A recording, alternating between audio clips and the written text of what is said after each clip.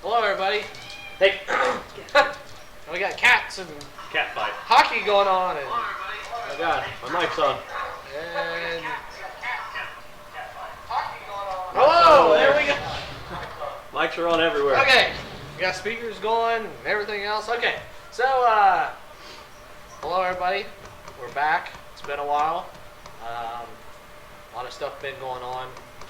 Just haven't really had too much time. Been catching up with work and personal lives and so on and so forth. So welcome back, everybody. We finally got some weather to talk about. So finally. Yeah.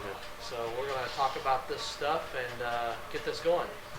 American Veteran Lawn Care, Rick Berry, like to know what the purchasing system has in store for Hamilton County along with time. Yeah, Rick, we'll talk about that. We're going to talk about the weather and all that good stuff probably around 8:45 or so. Take some questions. I want to kind of talk about just some things in general. Discuss some. I want to bring up a touchy subject tonight. We did an article in the paper a couple weeks ago on the tornado sirens in Indiana, the warning system. So I want to kind of bring up what everybody thinks about that, and see what their opinions are on it, and why you feel the way you feel, and talk about that a little bit. And we'll go over some of the modeling, what we're seeing in the long range, and just kind of chat. So.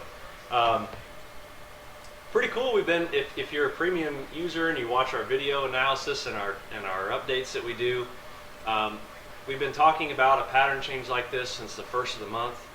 We knew we would go cold, but if one thing, if you watched, you knew we were going to be warm and cold, warm and cold, warm and cold, and that's something that we stressed almost every video that we put out. It's just due to the setup and my personal opinion. So it's been that way. We were 60 degrees on Monday, and we're 24 right now. Our high today was 28. So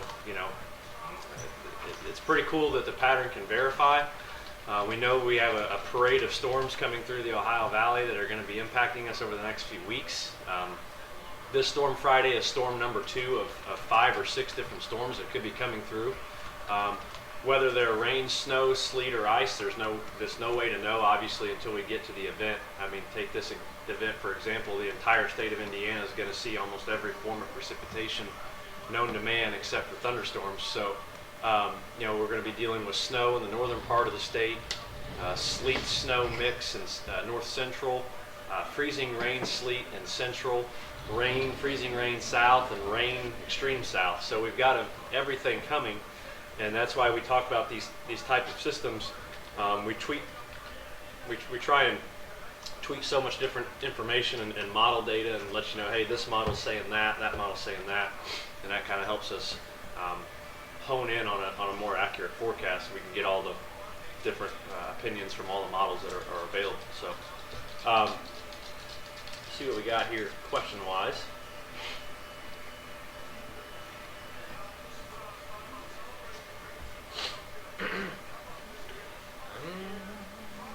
Any questions, people? Questions? Something I was going to say. I don't remember what I was going to say.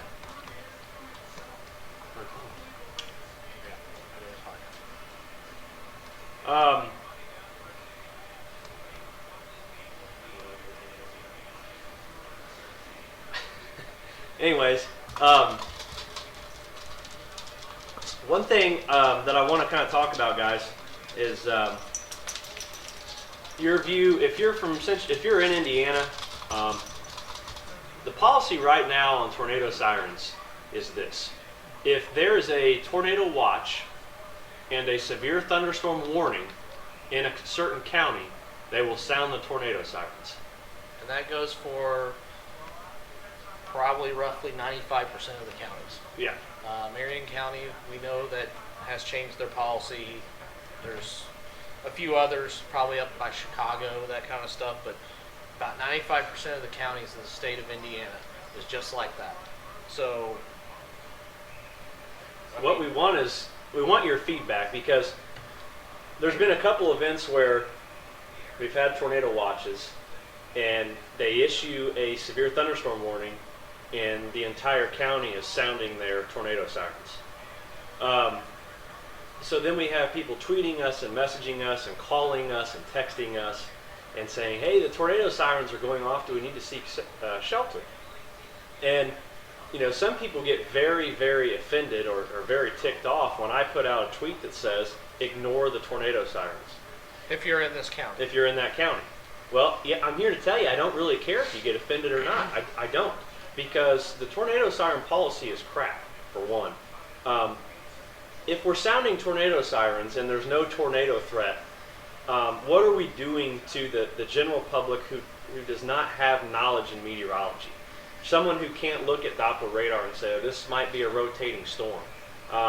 This might be, you know, I mean, let's be real, a tornado, if it were to touch down, even an F5 tornado a mile wide, okay, is only going to cover a mile wide path in the county. So you're talking about between Whiteland and New Whiteland, that's the only portion in all of Johnson County that will see that tornado. That's it. Yep. But you've got tornado sirens going off in Trafalgar. You've got tornado sirens in Edinburgh. And it's terrible. It's a terrible system. And I know James Spann feels the same way. I've heard his opinion on this many, many times. So I just want to go through and see kind of what you guys are saying and what your opinion is on it. If you have a Facebook and Twitter, tweet out there, post out there, tell people to come on over. Let's get their opinions about it, and let's get into a heated discussion here. Yeah, trust us, we're not scared. Basically, our opinion, obviously, is that what Michael said. We don't think that the policy that's currently in place is a good one. There are changes that could be made that could make it better.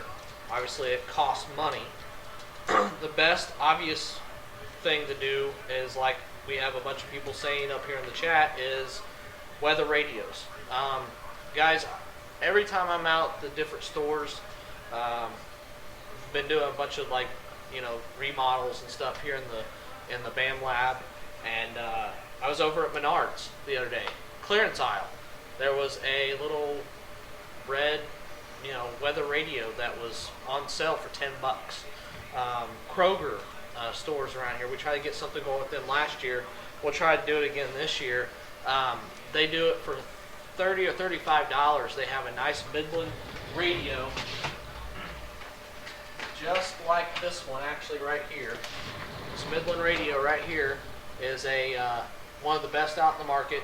$35. Bought this from Walgreens, and it's got the same technology built into it. And actually, what it does is you put in your code for your county. And what I highly suggest is you put in your county and the one to your west to the at least, and then maybe the one to your southwest, depending on where you are in that county. But we have ours here, and there's been a couple of times where I know storms are coming, obviously. Try to get some shut-eye, and thing goes off, reminds me I need to wake up and start talking to you guys. So, and if you don't know how to program these codes are called FIPS codes, FIPS. You can Google your county, and you can get your county code. Each county has a number, and each county has a code. We'll get a link in there for you just in case you want to do it. But you can literally program your weather radio to only sound for your county if you want. I would do a surrounding area just in case, so you get a little bit of a leeway. But even then, guys, at the National Weather Service conference this year, there was a big discussion about tornado warning, severe thunderstorm warning technology. When the National Weather Service issues a severe thunderstorm or tornado warning, they issue a polygon. And they draw out the polygon of the area where they think the biggest threat lies.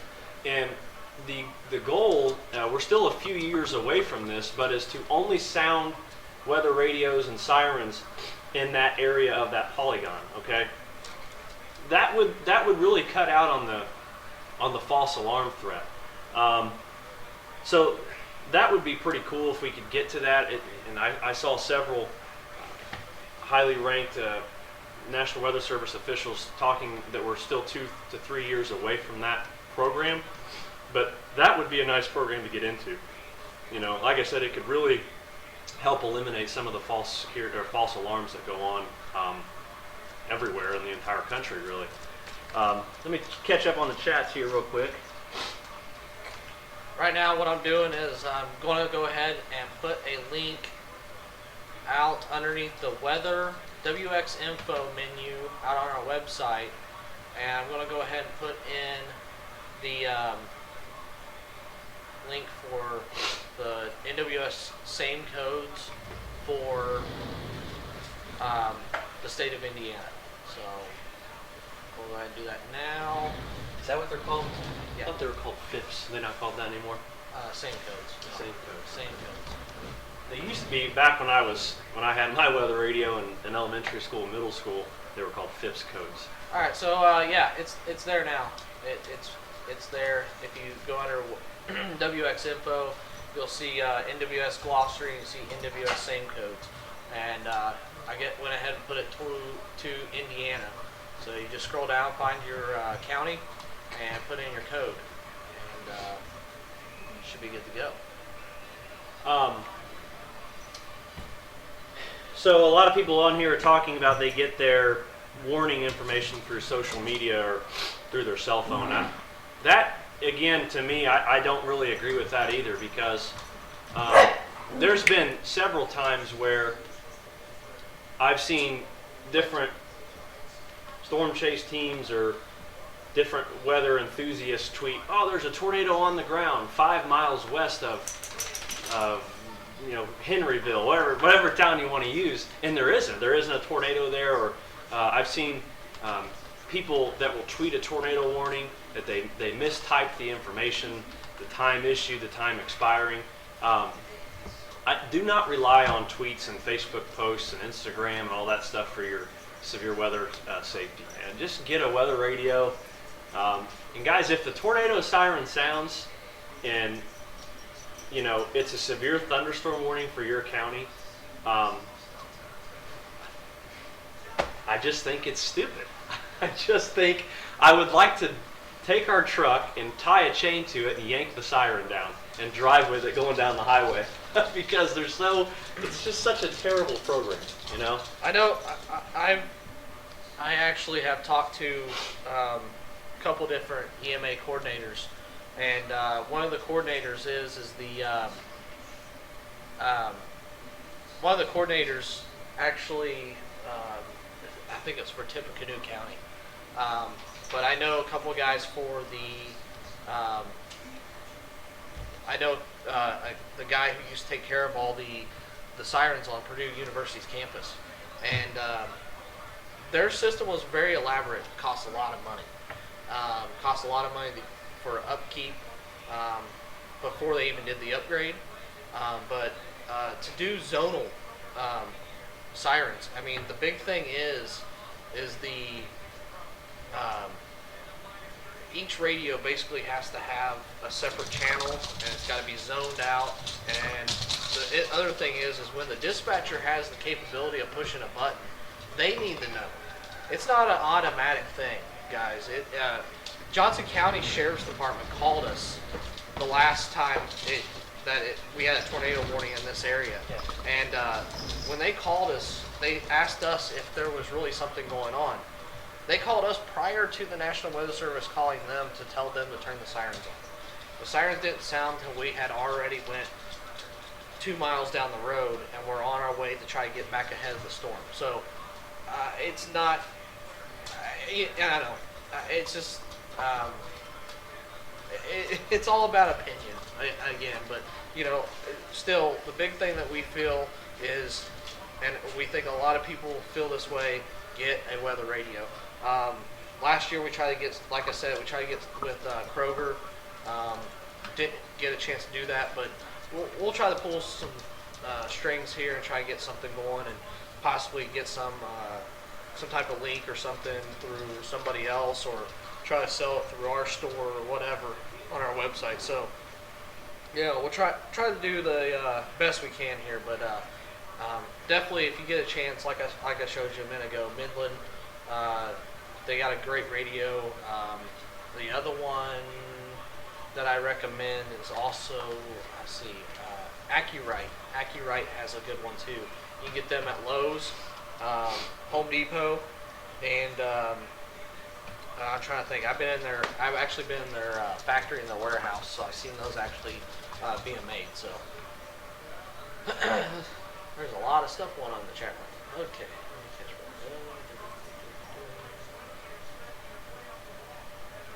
one. Rick, we haven't answered that yet. We're going to talk about the weather and the approaching storm here at 8:45. Okay, we're going to talk about a couple other things before we get to the weather.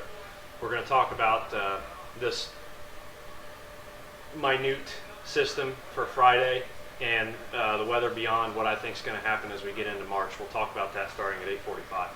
Yeah, John D, you are. Yeah, you're correct. Definitely don't rely on one source, but again, my personal opinion. I just said. I mean, for one, even in this county, in Johnson County, just one county south of Marion County, there's not enough sirens to even cover the part of the county. So, but yeah, I definitely don't rely on one source, but the main source that you should rely on is at least the weather radio. Keep your cell phones charged. Get a nice app or whatever. We will not be writing an app that will do that. I'm just telling you that right now. We had a couple people ask that. I will not be writing an app and be responsible to get you guys those warnings like that as a push notification. So don't even ask. Yeah, we're not getting into that. So, let's see. That's right. I'm just looking at the screen that we have up here. What does it take from BAM staff on current warnings? Too many siren warnings. That's what we're talking about. I mean, it's just there's too much of a gray area. Severe thunderstorms cause damage. They do. But the point is when the tornado siren goes off, they're called a tornado siren. They're not called a severe thunderstorm siren. So severe thunderstorms do cause damage. They bring hail, they bring straight line winds and all that stuff, and that's fine. But we just need to, we really need to rehone and retune that whole system. We just cannot sound the tornado sirens when when there's not a tornado threat. It's a tornado siren. Yeah, that's it. That's all it is. And they either need to be burnt down and they need to go away, or they need to be used properly. And the person responsible for sounding those sirens needs to have a background in meteorology or a background in severe weather. They need to take Skywarn classes or whatever it is whatever it is they need to do. They need to know that there's a reason. Oh, a lot of them do. A lot of them are go through the same classes, but right. Those classes are, yeah. And they're not technically. The tornado sirens were designed to warn the public of an airstrike back in the war times. They're actually designed to warn people that there was going to be an airstrike. That's where they originated from. Civil defense. Civil defense, and I did a lot of research on it, and that's where they originated from. So, I guess it basically depends, solely on getting. I don't know if it would need to be something you would take to the Senate or what you would do.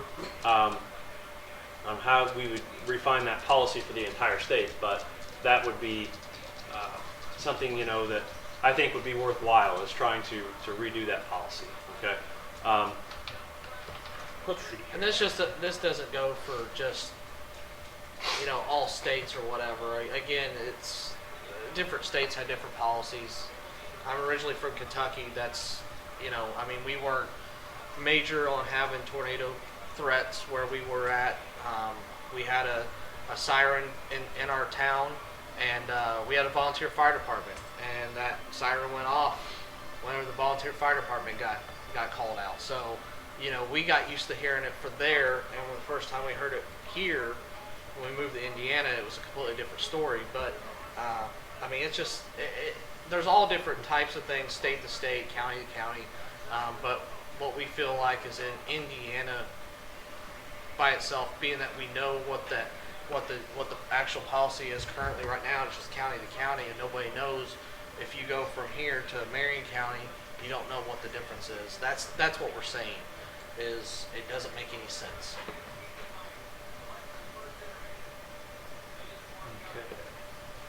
Bix, 99, don't make me come through that camera.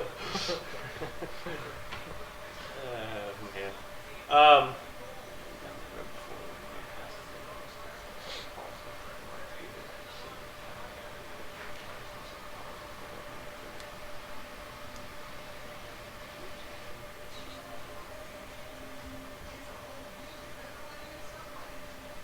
See, John, I was told that in Indiana it was a state level, that it was that each county obviously sounds it because there isn't a state ordinance in place.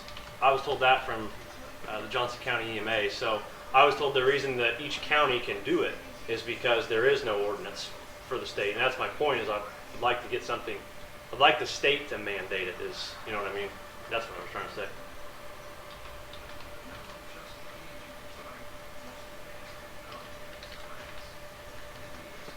All right, well then he was wrong. I don't know if he was, you know, when I did the interview for the newspaper, you know, I looked into it a little bit, and that's what I found. So, yep.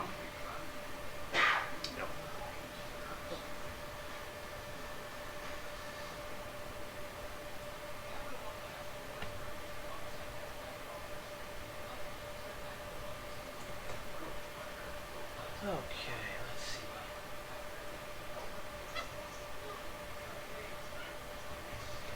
Yeah, Marino, the video and the audio is off a little bit. It's due to the type of camera we're using, so yeah, sorry about that.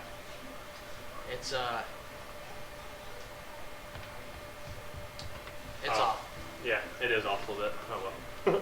Can't do anything about it. All right, let me check on the tweets and Facebook here and see if we got any questions coming through.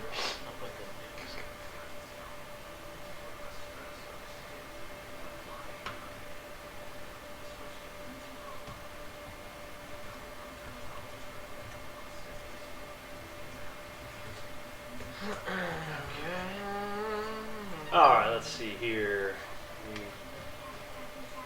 Yeah, I don't want to talk about nukes. So, what does everybody think of the? What does everybody think of the weather right now? I mean, what is your? If you're a weather enthusiast, I've heard it all from 150% of the snowfall for the month of February to bitter, brutal, cold, and extended. What do you guys think? This is another good point too. I knew you'd tune in on that, Matt. I was waiting for you to say something. And we will. I do want to talk briefly about the Weather Channel naming storms and their TorCon and StormCon and all that. I will touch on that as far as what we think about that. Phil, you can't look at the models we look at, but it's not. I answered your question earlier, but it's a service we pay for, and it's just not something we can give out to anybody. So I mean, you can go to. My best recommendation for you is AccuWeather Professional. You can get an AccuWeather Pro account for $30 a month. Raleigh WX. Or you can go to Raleigh WX, RaleighWX.com, and they have pretty good access. I mean, they have pretty much what you would need there. You know, and it's just looking at it every day and kind of training yourself on it's the best way to really familiarize yourself with the modeling. You know, different upper air charts and stuff like that. You know, you can Google how to read them, and you know, you can teach yourself how to look at them.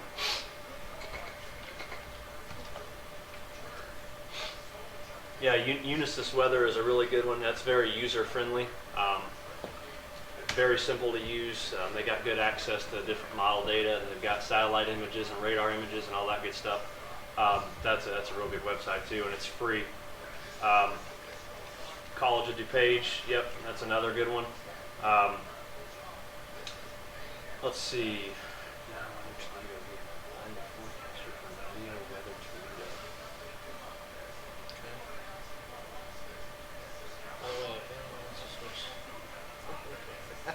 I'm using my Windows 8. I'm using my Windows 8 right now. Don't listen to him. You SOB, okay? He has- I like Windows 8. He has no idea how horrible Windows 8 really is. Oh, it works great for me. Yeah. I haven't had one issue. Yeah, well, he sucks. Nothing. So, Haven't had an issue, and I'm on this thing hours a day. Press my little Windows key here, takes me to my tiles. I'm going to get me a Windows 8 phone, and I'm going to sync it up with my cell phone. I don't care what any of your opinions are. man, I like the Windows 8. I tell you what, I told him that he needs to buy a Lenovo laptop. I bought this Lenovo laptop for him. And what we do, the thing comes with Windows 8 on it. He says he loves it. I'm like, are you kidding me? I'm like, man, this is horrible. I couldn't even figure out how to get to the damn start menu. I've got it all figured out now. So here he is. He's doing all this, but the first screw up that he has on it, I won't be able to help him. Too bad. I'm going to look at him and go, sorry. I'll take it to the Geek Squad. The company's not paying for it. Windows 7 all the way. It's on my laptop. It's on every one of these computers back here, except for that one. So, anyways, back to it. The winter storm, the Weather Channel naming the winter storms. I will say this. Dr. Greg Forbes is probably the most knowledgeable PhD in severe weather in the country, and if not the world. I've read a lot about Dr. Greg Forbes. He studied with Ted Fujita. He helped research the Fujita scale and design it. I think the Torcon value behind Dr. Greg Forbes' method of forecasting is very cool. I like that. Some people may not. I don't know. Whatever. But It makes sense. yeah, it makes sense. The Torcon value, it's a friendly way of saying, there's a high risk of tornadoes today. There's a moderate risk. Whatever. Now, getting into naming the storms, Winter storms. winter storms is. I don't really know. I know it's a flaw for ratings. I know they're trying to get people to tune in, and I'm here to tell you. I mean, a lot of you guys, a lot of the weather enthusiasts may not like it, but here's the deal. A lot of people tune into the Weather Channel. I'm not saying I condone it. I'm not saying I like the Weather Channel. I don't watch it. I really don't. But a lot of people watch it. And naming the storms, a lot of people tweet. They hashtag it. They talk about it. If I'm at work at Lowe's or wherever I'm at working, Winter Storm Nemo. Everybody's asking, what do you think about Nemo? And at first, a couple of times they asked me, and I'm like, what the hell is Nemo? And then I thought, thinking, okay, it's the winter storm, but that's how people recognize these storms.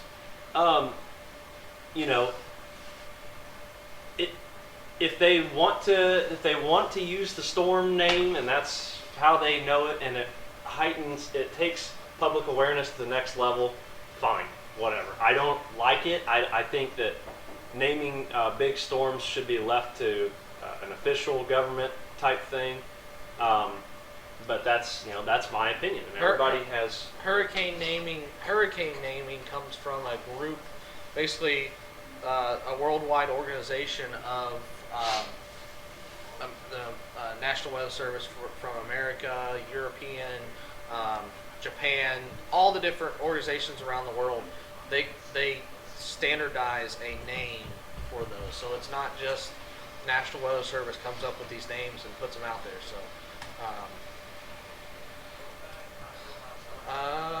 I could see where, John, that would be true. I really can. And the other thing too, we got 2 or 3 messages this week on the Facebook page about, I'm watching the Weather Channel and I don't see any. They're not even talking about a chance of snow or ice here in Indiana at all.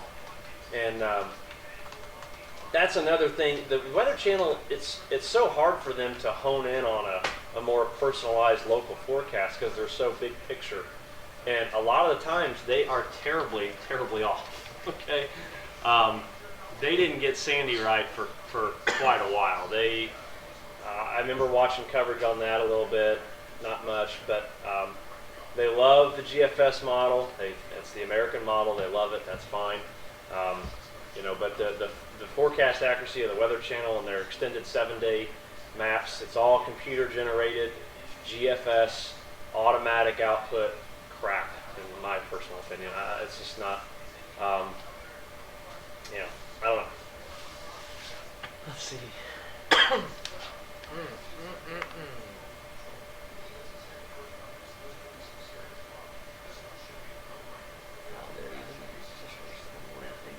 Weather Channel. What's that guy with Storm Desk? I'm worried about none of your officer wise copy about lightning off with certain.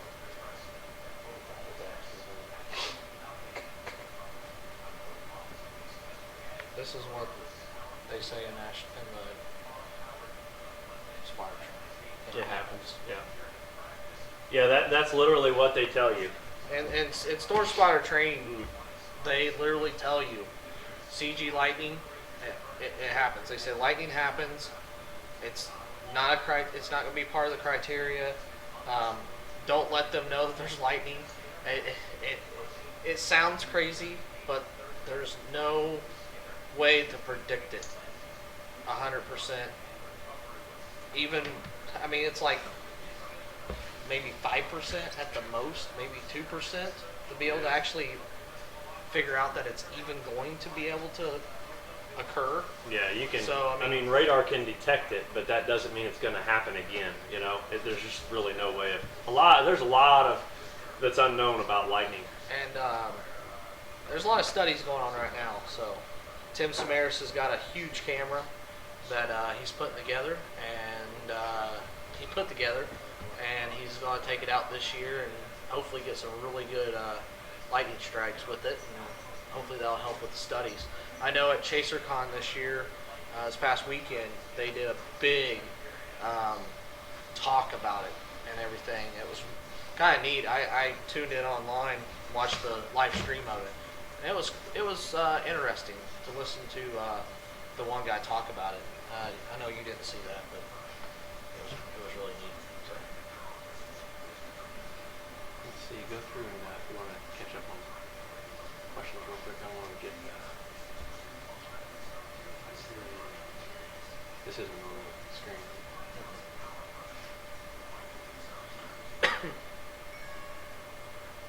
I'm going to get some of the data ready, guys, for talk about the weather here. See if Brian can answer some of your questions real quick. Just give me just a second.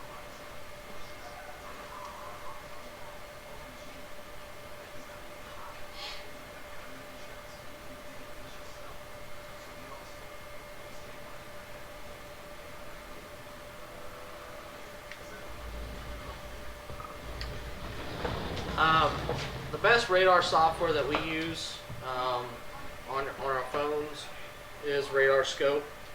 You'll see us post pictures of that all the time. So definitely recommend that.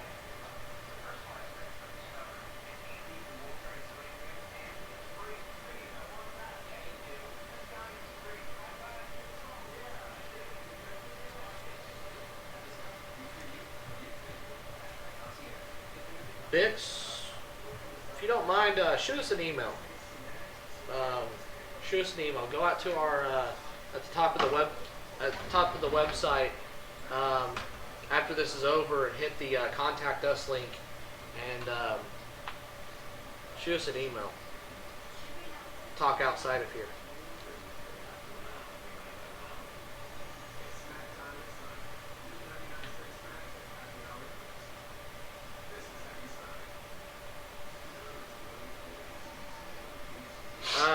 Actually, guys that are talking about local on the 8s and everything on Weather Channel and having satellite, I have it on my DirecTV. So I don't know how Dish works, how Uverse works, whatever. I get it. So I don't know what you're talking about there. Rally WX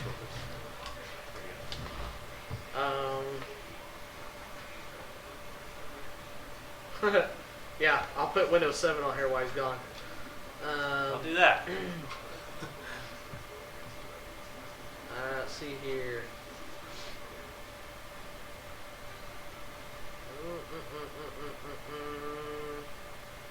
Just trying to go up through here. You guys issued a lot of questions, a lot of comments.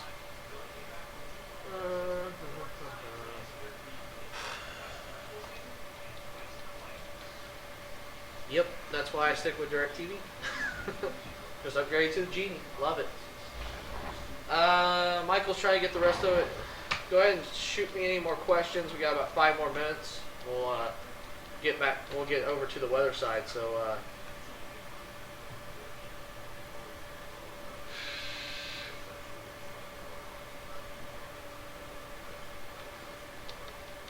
Yeah, Ash6, thanks for that comment.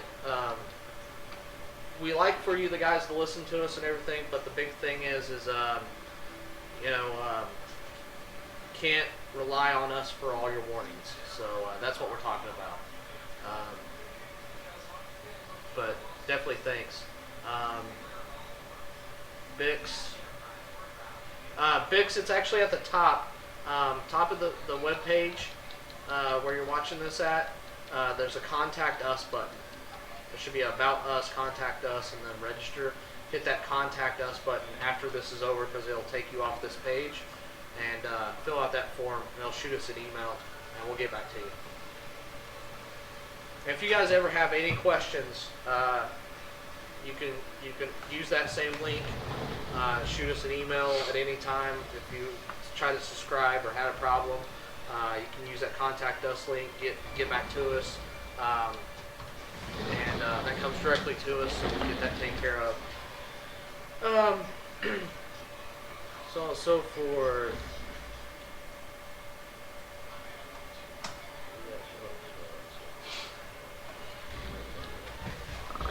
Big Phil. Currently, right now, we don't provide ride-alongs. Trying to work on that. Legalities, insurance, waiver. So New mouse. just busted his mouse.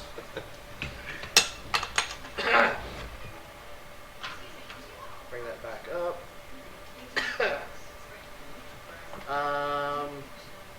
So no, we don't provide ride-alongs.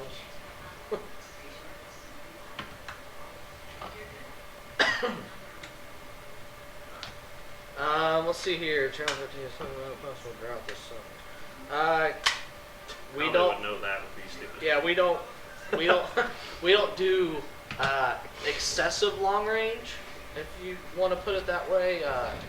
That's a little excessive. Even what's going to happen here in over 2 weeks is really long range and will not happen. So we will not put out any type of forecast or thought about what we think that's going to happen. A, for spring, and 2, for summer. So anybody that's putting that stuff out, well, plain and simple, is out of their effing mind. And I can say that type of thing because we pay for this shit. They really are. They're crazy. There's no way. There's no way. Hang on, guys. Hang on. Let me go rub my magic ball. Be right back. Yeah, I think it's gonna storm. You're not even 21. What's that mean? Okay. Zach, what does that mean? You're not even 21. He's talking to Anon. Oh, okay. I'm like, what? Sorry, I didn't see that. All right, let's.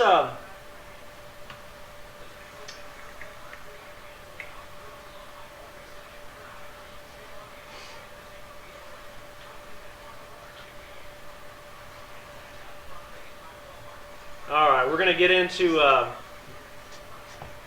the weather over the next couple weeks. We're going to start with now and what's coming up then through tomorrow. And see if you can pull up the latest accumulated snowfall from the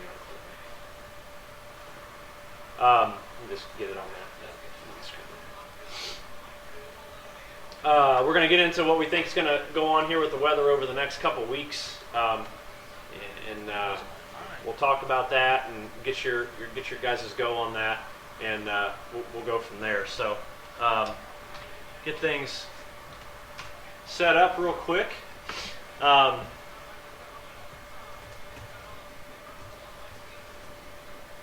see.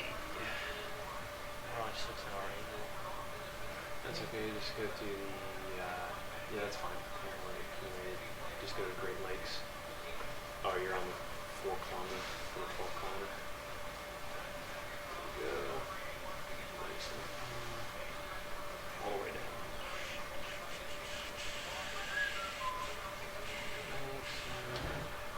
Oh, you gotta change it. Change it to 21. Right there. There you go.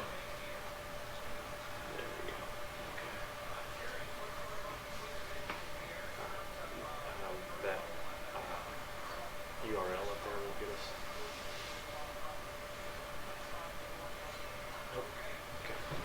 Okay. All right, guys. We're going to change the view here real quick. Get you over to the computer models. Start talking about kind of what we're seeing. I'm going to be looking up this way. That's where my screen is for the weather. Again, this is. You know what? Yeah, John's right about that. I forgot you said that, John. We'll pull up the 18Z RPM run.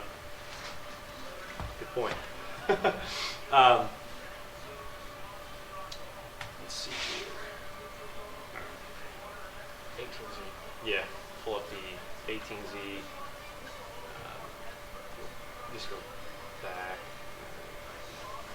1 second, guys.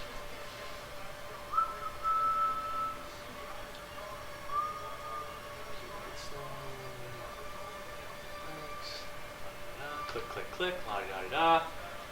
Okay. Hey, surprisingly enough, it looks kind of similar. Not as aggressive. Okay, switch back here.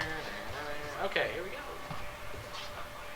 All right, yes, I see that, John. That actually doesn't look too bad.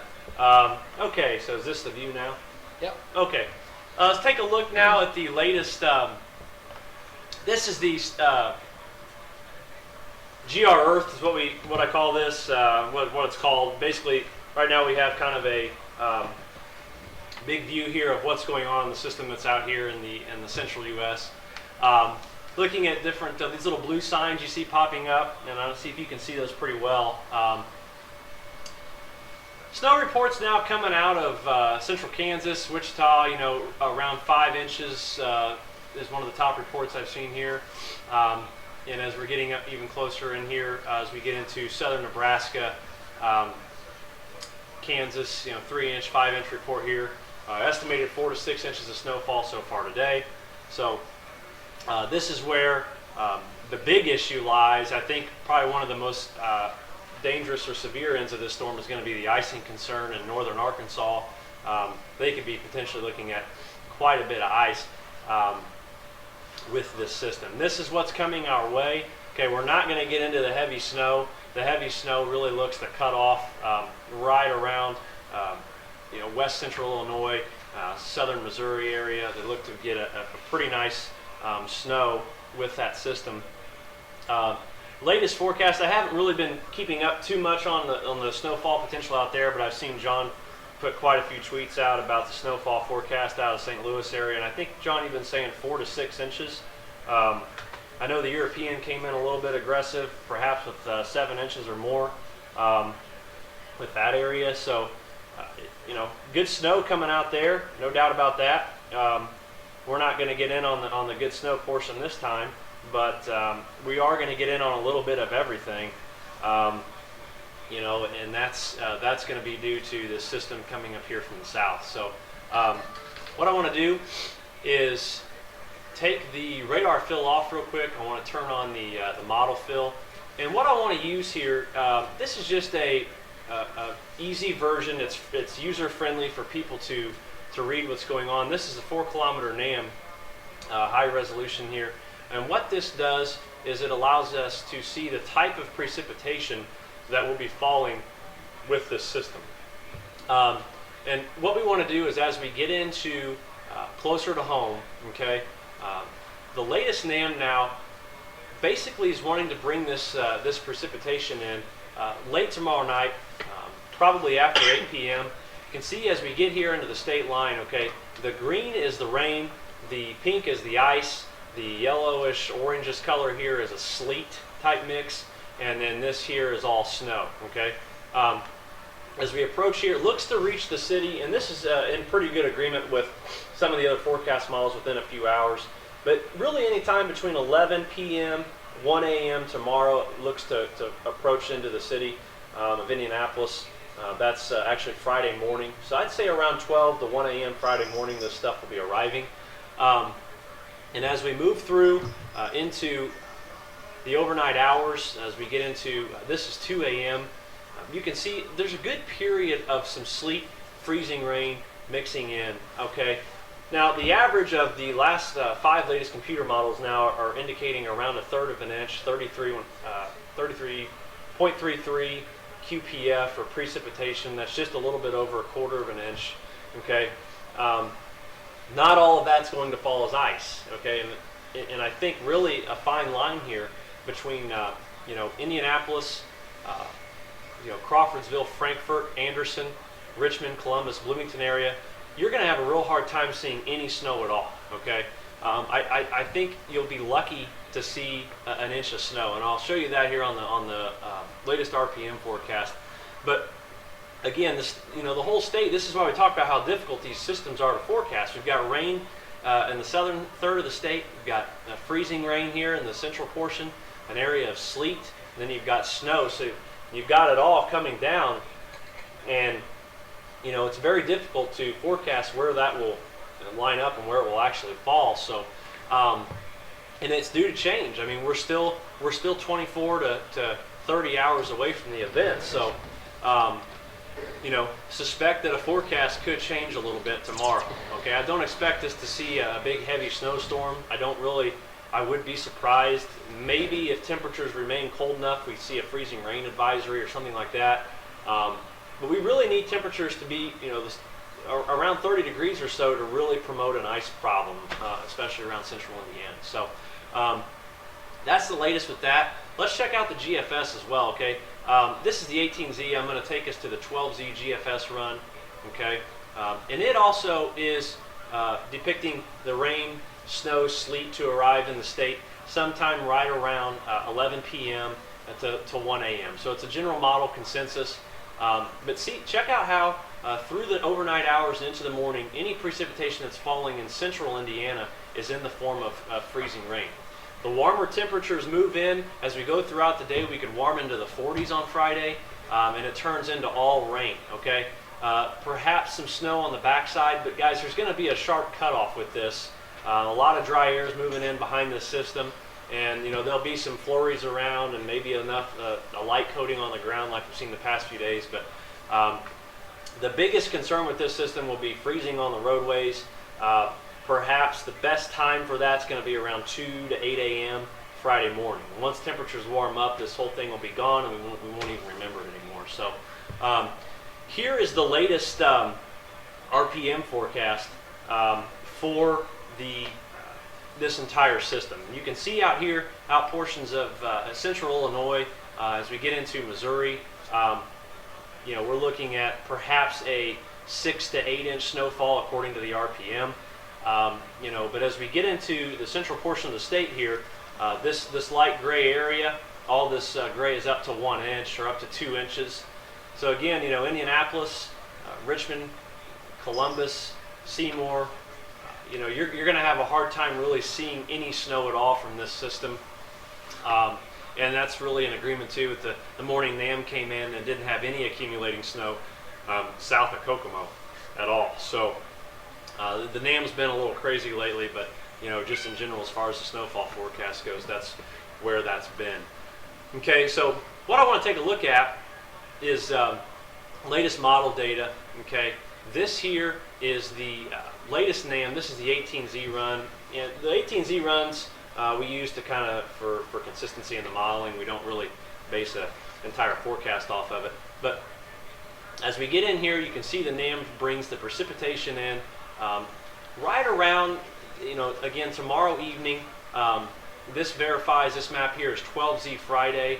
We take it back 6 hours, we get into 2 a.m. Friday, and we take it again here, we're down to, we're 8 p.m. Thursday night. So the precipitation is approaching We look at the GFS in resemblance to how close is the model performing with that model, and it's about the same. The arrival of it, the warmth of it is really all, there's not a huge difference on it. We get here to the European forecast model, and this is Thursday night, 8 p.m. as well. And let's advance it here just a little bit. You can see here's our 540 line where we're looking at the potential of any type of icing. And that would be, I think the biggest area of concern would be right through central Indiana if you're going to be looking at an ice threat of any kind in Indiana. And that's a pretty good general consensus through all the computer modeling, including the RPM. So as we get into the longer range, we'll use the European for the longer range forecast. It stays cold, okay? The next system begins to take shape as we get into Sunday night into next Monday. Here comes a low forming in here in the central U.S. Looks pretty similar to this storm, and I think that's kind of what we're going to see over the next few days here, or the next few weeks. These storms taking similar paths. This here would suggest a rain to snow event next week, bombing out to a 996 low. We could be looking at some accumulating snow.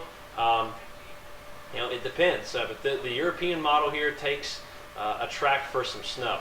Okay, and as we get into the GFS, all right, you can see some of the similarities. Okay, there's the European, there's the GFS. The low's a little bit further north, but some similarities in the modeling, which leads you to believe that the storm would be there, just kind of like this one was. Okay, get into the longer range here, the GFS and the European. Similar picture. A lot of the country is cold, especially getting into March. A lot of the ensemble data indicating we're going to be cold as we finish February and as we get into March. Okay, and the reason for that is, check out this the latest PNA forecast. I talk about this a lot. I personally rely on this quite heavily, but this thing goes way positive, which means we're going to have a big ridge or a big area of positive height anomalies in the northwestern portion of the country, which means the central and eastern portions of the country will get all the storm traffic, and it will get the colder air. Okay. When we look for the colder air off the Arctic Oscillation, it too is going negative. You could make a case by looking at the Arctic Oscillation around the 4th of the month, by looking at the PNA around the 4th of the month, and by looking at the North Atlantic Oscillation around the 4th of the month of March. There's probably going to be a pretty big storm somewhere in the United States that could be in the form of a winter precipitation. I think March starts out cold. I think it's going to be colder than normal. Especially with a positive PNA coming into place. It's going to be normal. Huh? It's going to be normal. Yeah, I think it's going to be colder than normal. I mean, I really do. I think temperatures will be colder than normal, but I think we'll still have our warm cold spouts. Okay, our warm cold spells. But meteorological winter is over the 1st of March. I think we need around what are we at? We need at least 5 or 6 more inches of snow to even finish out normal for this winter. I don't remember the exact numbers, but right now we're trending below normal snowfall. And it's not out of the question to get snowstorms in March. I'm not saying we're going to get one, but I'm saying that the pattern could resemble that possibility. Okay. What we want to get into real quick, I wanted to take a look at the European ensemble images. Okay, and we'll look at the 850 millibar temperatures. And here's the ensemble NAO forecast from this morning. It's negative the whole way through. So we have an NAO that's setting up. We have a block over Greenland that has begun to establish itself, and I think that's something that needs to be considered in the days to come. Let's take a look now. See if I can move this out. Again, this is the European ensemble data. Okay, I'll let this load up here real quick. And check out as we get into the longer range now. I want to go to the last frame. Okay, check out the big positive, the heights, the higher heights, if you will, in the western portion of the country, and then we've got lower heights here, lower 500 millibar heights in the eastern portion of the country, okay? This is due to the positive PNA, okay? That is redirecting that colder air in from Canada. It's also helping redirect the storm traffic, the storms to come down into the Central Plains and up to the Ohio Valley like they've been doing for some time now. The past couple of storms have been doing that.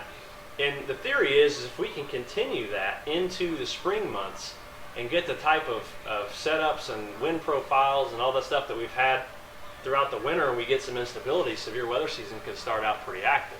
Again, that's just a guess. You can't accurately predict whether that will actually happen or not. Yeah, he's not going to be nothing crazy. Yeah. Let's get into the 850 millibar temperatures. Again, this is off the morning ensembles for the North America here. I'm going to let this load up. And what's pretty interesting about this too is if we get into the very last frame, and this is 10 days out, you can see the bitter cold here, okay? Bitter cold, minus as much as minus 10, minus 12 degrees, 850. When you're looking at getting into March, okay, this is cold. This is a cold setup for March.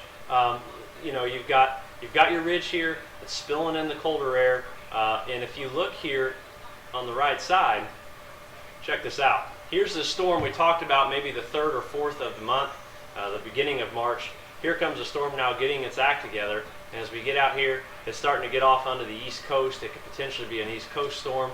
You know, get a negative NAO, and you can get big time snow producers on the East Coast. So the general outlook, the general consensus, guys, is I really do think that we're not going to warm up anytime soon. And if storms are there and the timing is right, there is a chance we could still see some more snow this season. I'm not completely sold on it, but you know, it's something that certainly warrants us keeping an eye on. One last thing, that's my opinion on the long range on the next few weeks here. The GFS and the European are in somewhat good agreement on this long range temperatures, okay, as far as staying cold. You know, so that's something we really need to monitor. One last thing I want to take a look at. These are what we call the meteograms, okay, and this just uses different output of the American models, okay. You can see here, I don't know why it's doing that. It's not letting me scroll down the whole page. But you can see here, this here is accumulated snowfall forecast. Obviously, we know the NAM is extremely aggressive, you know, obviously. I don't think Indy is going to be looking at an inch of snow. I think right around a ½ inch up to an inch is possible for Indianapolis. I think the bigger threat here, again, will be the freezing rain. As we get into the temperature forecast, you can see we spike Friday afternoon. We're spiking again all the way up to near 45 degrees, 40 to 45. So anything that falls is going to melt, and it won't be an issue going in to Friday night. I don't think. You know, there could be maybe some refreezing of some things, but this is not a big storm. It's something to get freaked out about. Okay. As we get down to the freezing rain forecast from the different models, a model average now indicating just under a ¼ of an inch of freezing rain. You know, and it could be enough to cause some slick spots, and it could be enough to cause a headache. If it comes down at the right time in the morning rush hour, it could get nasty Friday morning rush hour. But again, as temperatures warm throughout the day, it will quickly dissipate. Okay, so we just need to keep an eye on temperatures and where they go. Again, if they slip below the 31 degree mark and you're 29, 30 degrees, you know, you're going to have an icing issue. So we think that system moves in tomorrow night around anywhere between 11 p.m. to 1 a.m. We think the biggest ice threat is between 2 a.m. and 8 a.m. Friday, and then it gets out of here, and we turn our attention to the next system. Okay, that's my thought on the weather. That's my thought on the next couple of days. We can take it back out to normal view if you want. Let's see what we have here. Let me get caught up on my comments real quick.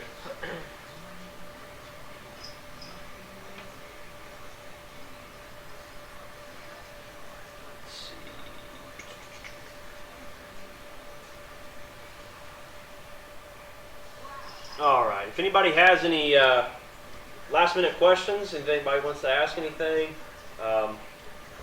please feel free to do so now. I'm gonna make out one last tweet here.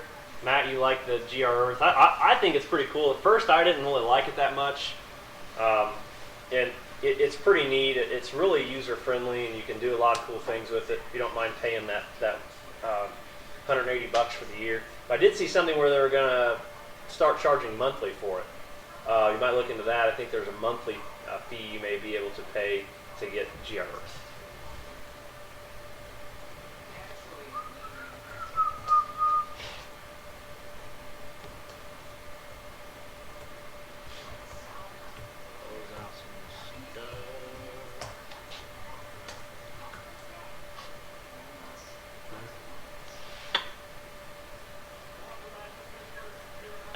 Yeah, I'm not going to get into the hurricane season. I don't pay much attention to that, quite honestly. Once it gets around, I do, but I don't. My expertise or my knowledge, the base of my knowledge is not in hurricane forecasting. So I mean, I'd be kidding you if I tried to give you any type of information. Plus, that's too far out. The long range models are not in agreement for a snowstorm, Dustin. They're in agreement for chances of snow, but you know.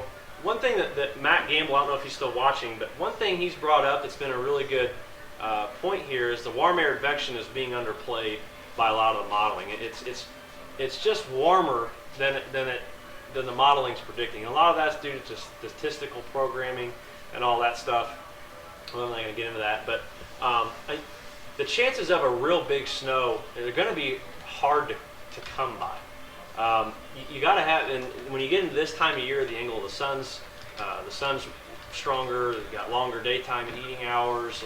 It's hard. It's just hard to get a good snow. It's possible, but it's hard to do. So the positive P&A is a good thing, and I really think when you have a neutral to slightly negative P&A. A lot of what I've seen in the past is the Ohio Valley deals with icing events. In northern Arkansas and through southern India or central Indiana, could be looking at a little bit of icing, and that P&A does really help in terms of medium to longer range forecasting, in my personal opinion. So it being positive is good.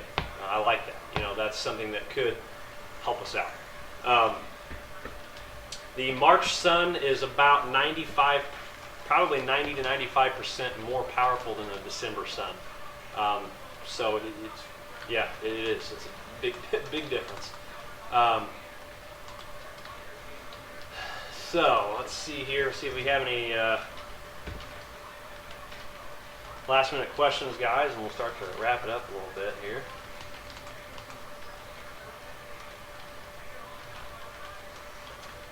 I did have a question earlier. Someone was asking. I don't know if she's still watching. Let me look that up real quick. I had someone, she was really interested in the weather on February 28th. I don't know if I can, still hope I get the answer here for the weather February 28th, very important date. Let me check on that for you just real quick.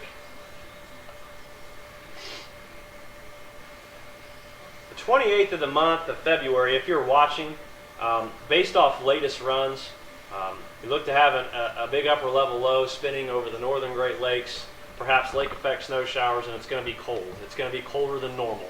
Okay, mid-February, or late February, around the 28th, 29th, it will be cold, and modeling indicating lake effect snow machine in full force, and we could be dealing with some lake effect snow showers. That's off the European model. Check out the GFS for you real quick. Around that time of the month, and it's actually depicting the same thing. Big upper level, large upper level low over the lakes, lake effect snows, and temperatures below normal. So colder than normal, perhaps some snow around, not a lot of snow, but that's what the 28th looks like right now for you. Okay. Last question, guys.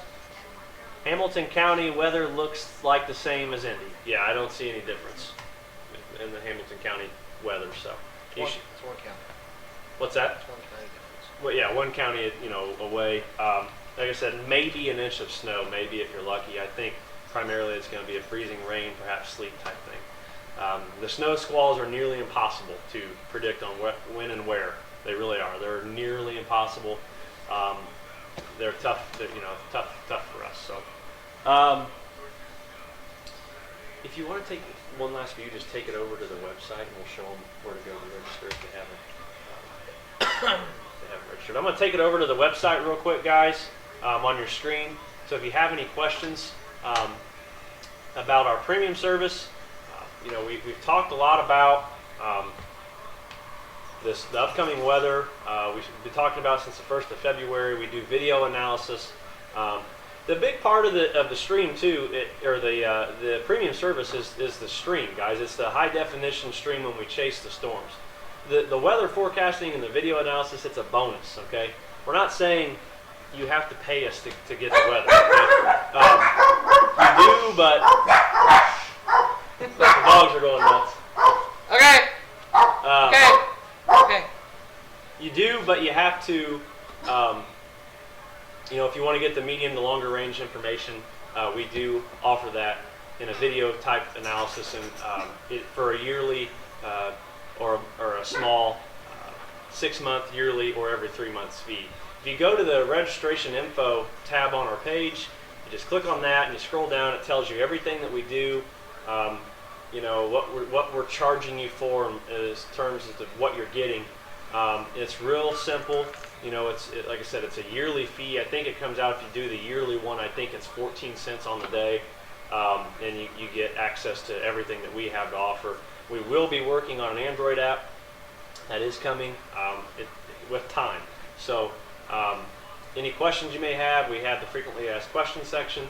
And then if you decide that you do want to register, you just scroll down to the bottom and you click on subscribe now, and it takes you through the process. We've had a real good turnout from it. We have a lot of premium users now, and we really that's really cool. We appreciate that. So if you guys have questions, email us, tweet us, Facebook us, contact us, form here on the website, and we'll be able to try and help you any way we can. And be sure to browse around the other areas here.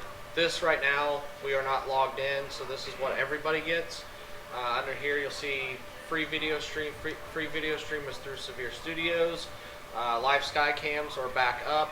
They're down when we're doing these Q&As, but they're up most of the time now. Short range forecast is our short range forecast discussion. Under WX info, this is where you'll find all this crazy stuff. Here's the same codes that I just posted earlier. There's the NWS glossary. If there's a term we use that you need to know or would like to find out, here's our blog where we'll post some analysis of different things that, a storm or whatever that we've done in the past. Live weather station radar. Check out our sponsors. Also, we do have shirts. We do have t-shirts. We have sweatshirts. We have jackets. We have all different stuff. So click on our stores. Go there. Hit the embroidered products. Doesn't have our updated logo yet, but over here on the printed products, takes you out to Cafe Press. We do have our new logo now. Shirts are about $19.99, $20 plus shipping. So really nice. I just ordered 2 of these actually, and they look really good. So I'm pretty happy with it. But you need to contact us. Hit contact us link. Fill out the quick form. It emails us directly. We'll get right back to you. Get on Facebook. Send us a message. Tweet us. So on and so forth. So feel free to contact us anytime, and be sure to register for our website. So I guess until next time, we'll try to be back next Tuesday or Wednesday, and we'll let you know when we're doing this again. So we'll talk to you later. Bye.